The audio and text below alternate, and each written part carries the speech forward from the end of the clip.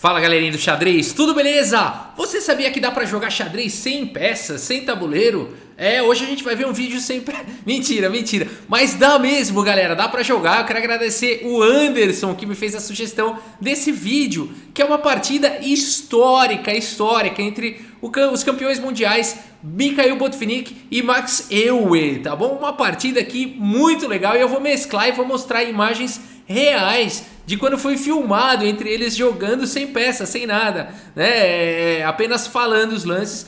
Isso aconteceu num programa de televisão e também foi transmitido à rádio depois, onde eles iam, o narrador, né, ia fazendo lá os lances no tabuleiro e ainda falando. Então, além deles jogarem de olhos vendados, ainda tinha que aguentar o cara falando lá, né? Mas vamos dar uma olhada na partida então, e eu vou mesclando aqui, tá, as análises e tudo mais com as cenas reais aqui desse episódio, né? E pra começar, essa vinhetinha aqui, essa entradinha que parece do James Bond, vamos lá.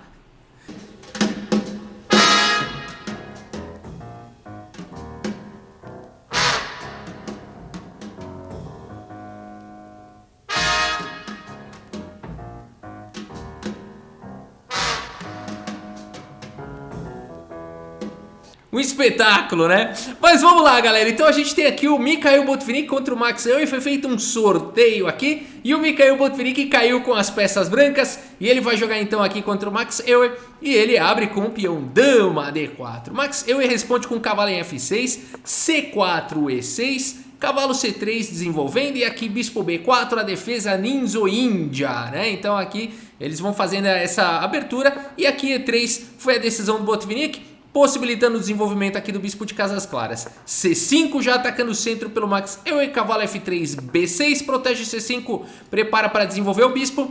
E agora bispo D3 e bispo B7 seguindo aqui com o desenvolvimento. Roque, todo mundo protegeu os reis. E aqui cavalo A4 foi o lance jogado aqui pelo Botvinnik. E olha que interessante, né? A gente já tá no lance 8 e eu não sei se você já tá tentando imaginar como é que seria calcular tudo isso aqui sem peça, sem tabuleiro, né? Já tá ficando complicado, né? E olha que tá no lance 8 ainda. Bom, a partida seguiu com dama em E7 e agora A3 atacando o bispo. O bispo vai lá pra 5, cuidado, vai perder esse bispo aí. Não, por enquanto ainda não tem B4 nem nada. D por C5, B por C5 e aqui o Mikhail Botvinnik vai pra uma decisão muito interessante. Cavalo por C5, olha só, atacando o bispo de B7. Ah, Rafa, não quero mais ver essa partida. O cara pendurou peça logo no começo da partida, não viu que a dama tava protegendo. Terrível, né? Não, ele não viu mesmo, mas ele calculou sim, porque depois de dama por C5 ele seguiu com B4 aqui dando um garfo e vai recuperar a peça, né? Bom, bispo por F3 foi jogado, dama por F3 atacando também a torre. Dama em E5 aqui foi jogado e agora B por A5.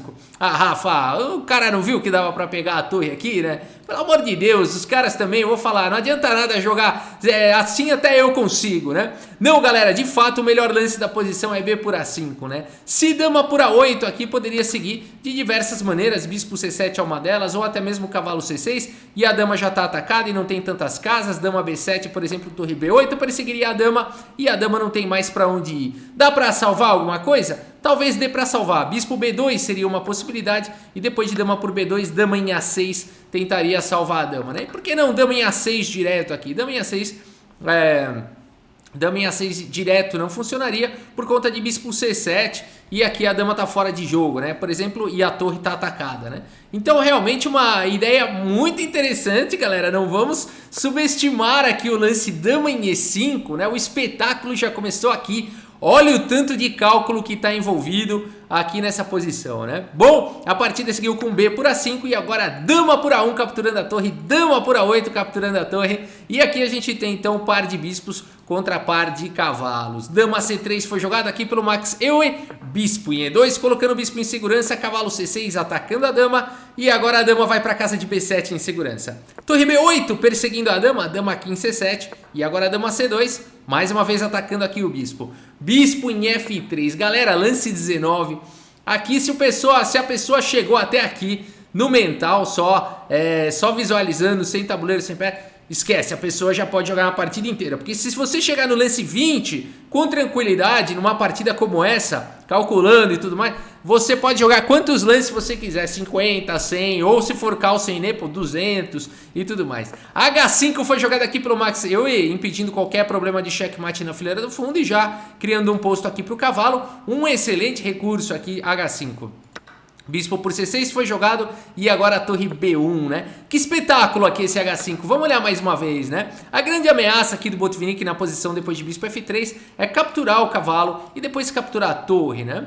E qual que é o ponto todo? H5 é o único recurso aqui da posição, né? Porque esse lance permite não levar checkmate na fileira do fundo e depois de bispo por C6 vem esse torre B1 único lance também atacando o bispo e o bispo não tem mais casa e não tem mais defesa e o Max Euwe vai recuperar a sua peça agora. Bispo em F3 foi jogado e agora a torre por C1 recuperando a peça. Que partida maravilhosa, hein? G3 foi jogado pelo Botvinnik evitando qualquer problema de checkmate aí e agora cavalo G4. O Mikhail Botvinnik não viu um lance muito bom aqui, que seria talvez o lance H4, né? Aliás, perdão, as pretas aqui, o Max Euwe não viu um lance que seria muito bom aqui, que seria o lance H4, né? Mas claro que ele não viu, ele não estava vendo nada. Bom, tudo bem. Aqui depois de G por H4, por exemplo, teria dama G6 cheque, e depois de dama G3, torre por F1, e depois das trocas das torres, poderia seguir dessa forma, com chances aí para os dois lados.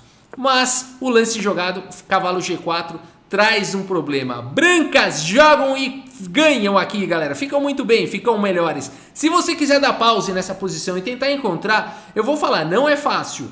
Não é fácil de enxergar, nem sem peça, nem com peça também não é fácil. Também com peça não é fácil. E aqui a sequência vencedora não é dama B8 cheque e não dama D8 cheque. Rafa, explica, mostra as duas. Dama D8 não ganha. Por quê? Depois de rei H7, bispo E4 cheque, vai desviar, a dama vai ser desviada e a torre vai ficar desprotegida. E você fala, ué, mas você não falou que essa linha não ganha para as brancas? Não ganha, mas as brancas me parecem melhores. Não estão, porque aqui teria cavalo por E3, né? E depois aqui de F por E3, dama por E3 dando cheque. E as pretas vão ficar bem aqui nesse final.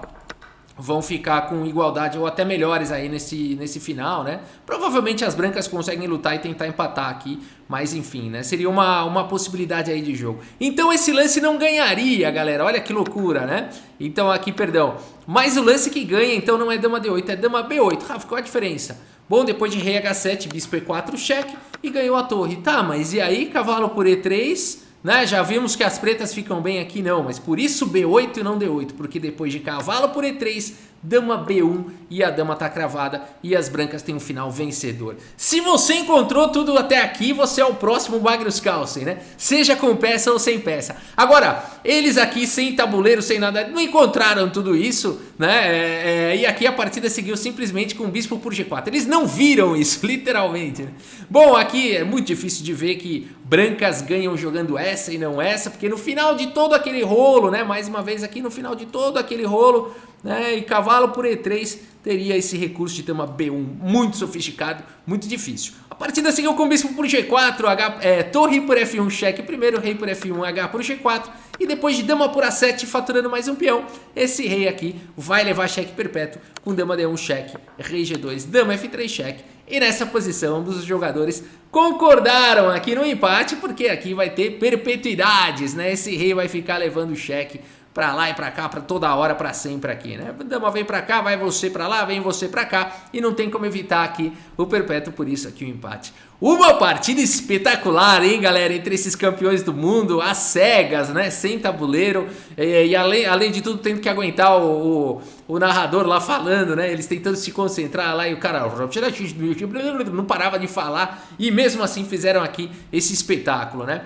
E vamos dar uma olhada no relatório do chess.com, ver será que eles foram precisos, né, e olha só, hein, galera, eles de olhos vendados são mais precisos do que eu. Ó, 90,6% de precisão aqui, o Botvinnik, opa, deixa eu fechar aqui uma janela para ficar mais fácil, pronto. E o Max Euwe com 92% de precisão, galera. Que é isso, né? Cometeu apenas um erro aqui, o Mikhail Botvinnik, e uma gafe cometeu o Max Euwe, né? A gente vê no gráfico que o Botvinnik teria ficado melhor, né? Então o Max Euwe cometeu um erro de não ter jogado aquele H4, né? Jogou cavalo G4. E aqui o Botvinnik cometeu o erro que não jogou o Dama B8 lá, aquela linha maravilhosa, espetacular, e jogou outra coisa. Eles não viram essas maluquices aí, né? Muito difícil mesmo. E acabaram fazendo uma partida espetacular aí com empate.